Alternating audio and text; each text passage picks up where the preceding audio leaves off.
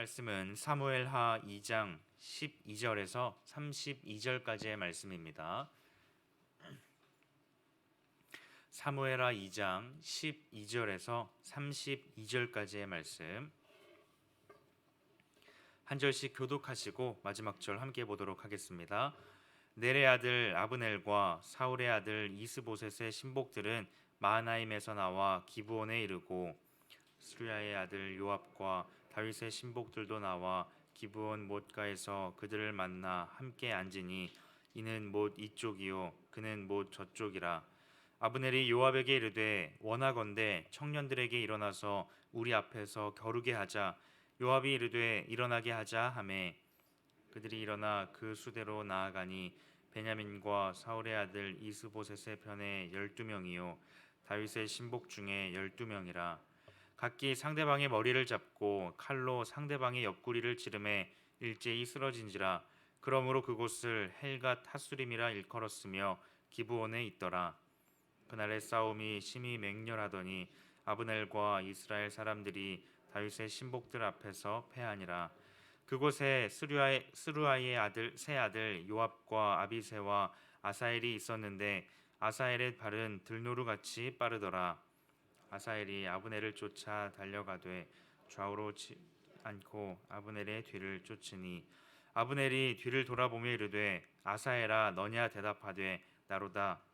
아브넬이 그에게 이르되 너는 왼쪽으로나 오른쪽으로나 가서 청년 하나를 붙잡아 그의 군복을 빼앗으라 하되 아사엘이 그렇게 하기를 원하지 아니하고 그의 뒤를 쫓음에 아브넬이 다시 아사엘에게 이르되 너는 나 쫓기를 그치라. 내가 너를 쳐서 땅에 엎드러지게 할 까닭이 무엇이냐?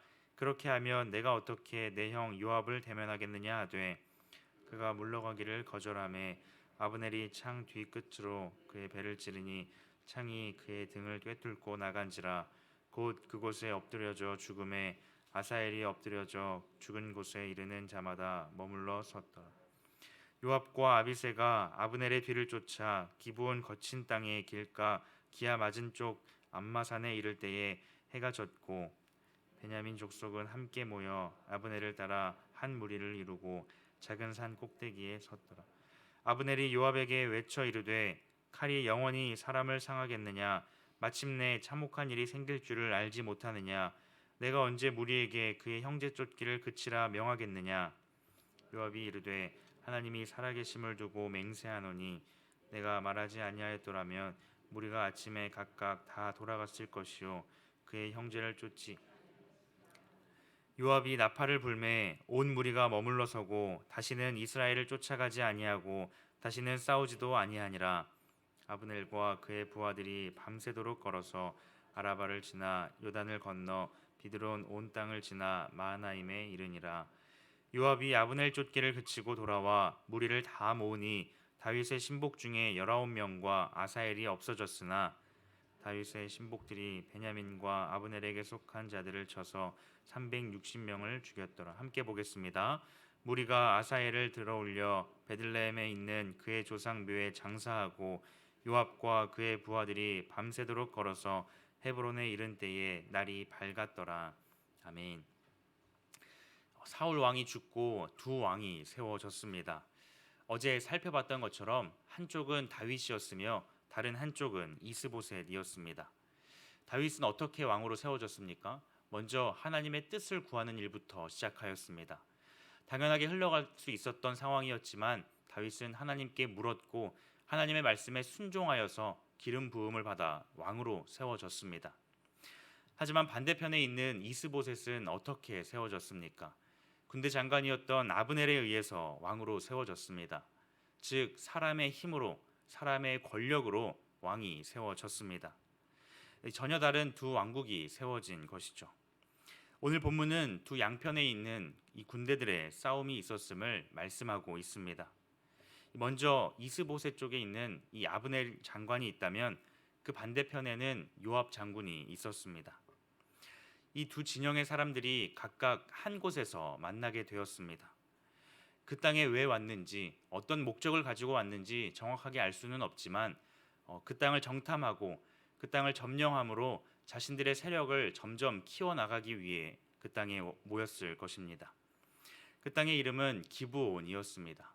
이 두 왕국의 군대 장관들이 군사를 이끌고 그 기브온 땅에서 서로 만나게 되었습니다.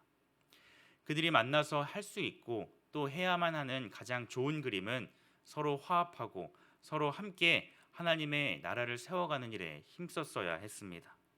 외부의 공격들, 특히 블레셋의 공격이 계속되고 있는 그 상황 가운데 그들은 갈라서는 것이 아니라 함께 힘을 합쳐서 그 나라를 세워갔어야 했습니다. 하지만 그들은 그렇게 행동하지 않았습니다.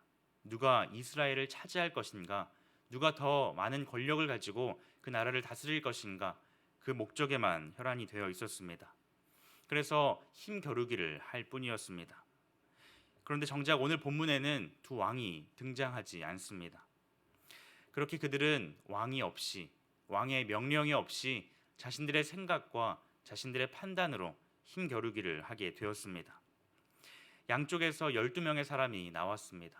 그리고는 서로 머리를 잡고 칼로 옆구리를 찔러 그 자리에서 모두 죽게 되었습니다.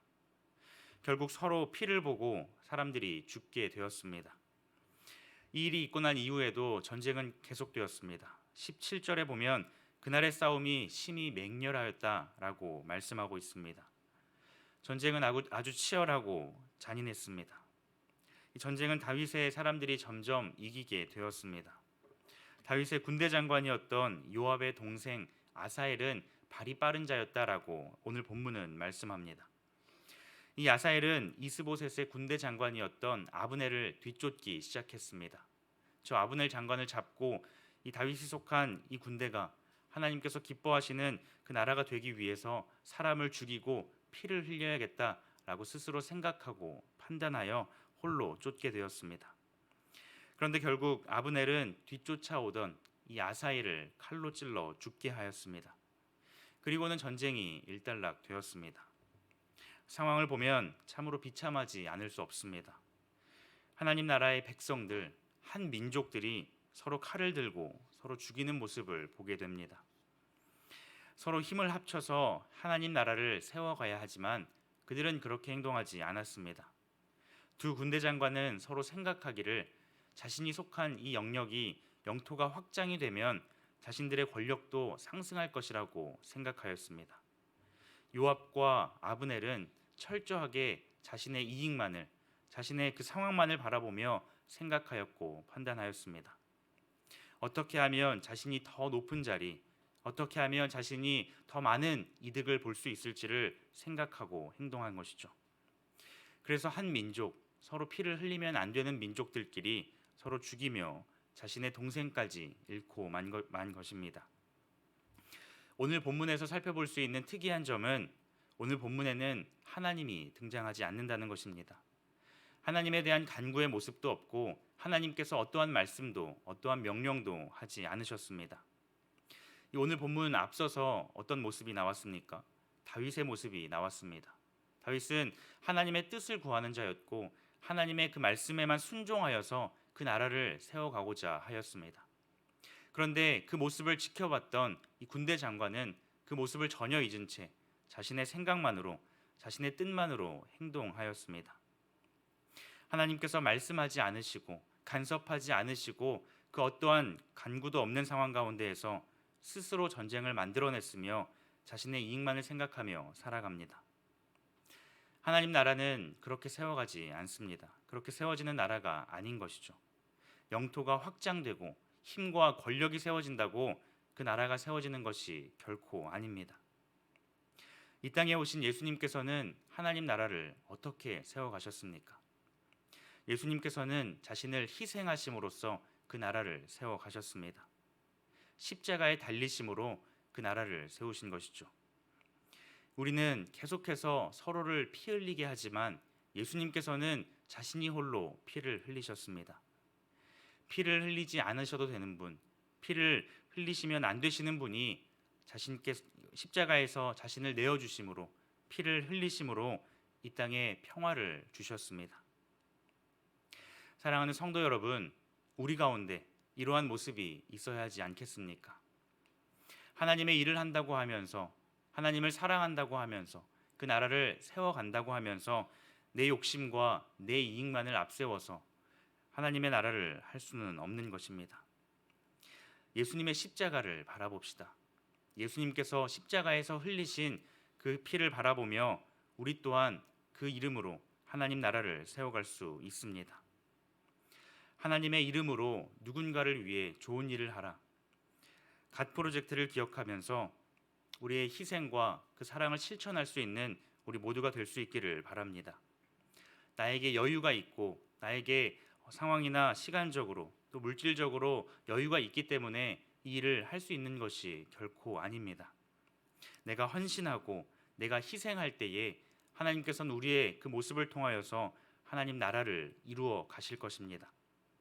내 욕심을 위하여서 그럴듯하게 잘 포장되어 있는 그런 모습이 있다면 주님 앞에서 회개하시고 우리의 헌신과 희생을 통해서만 오직 그 나라를 세워갈 수 있기를 바랍니다. 성령이 하나 되게 하신 것을 힘써 지키라 라는 주님의 말씀처럼 평화로서 하나로 만들어가는 우리의 삶이 될 수 있기를 바랍니다. 오늘 내가 할 수 있는 일이 무엇인지, 하나님께서 나를 어디에 보내시며 나를 통하여서 어떤 일들을 하기 원하시는지 하나님께 묻고 간구함을 통하여서 하나님 나라를 세워가는 우리 모두가 되기를 주님의 이름으로 축복합니다. 기도하시겠습니다. 하나님 감사합니다. 오늘 말씀을 통하여서 우리가 어떻게 하나님 나라를 세워가야 하는지 말씀하여 주시니 참 감사합니다. 이 땅에 오신 예수님, 그 예수님의 십자가를 바라보게 하여 주시옵시고 그 십자가를 통하여서 하나님 나라를 세워갈 수 있도록 주님 함께하여 주시옵소서. 주께서 보이신 그 희생과 사랑, 그 피 흘리심을 의지함으로 우리 또한 희생과 사랑으로 헌신의 모습으로 다른 사람을 위하여서 하나님의 일들을 감당할 수 있도록 인도하여 주시옵소서. 그리하여 우리의 삶을 통하여서 우리가 속한 공동체가 하나가 되게 하시고 하나님 나라를 세워가는 일에 힘쓰며 나아갈 수 있는 우리의 삶이 될 수 있도록 주님 도와주시옵소서. 감사드리며 예수님의 이름으로 기도드립니다. 아멘. 이 시간 말씀을 기억하며 함께 기도하기를 원합니다. 하나님께서는 우리의 헌신과 우리의 희생을 통하여서 그 나라를 세워 가십니다.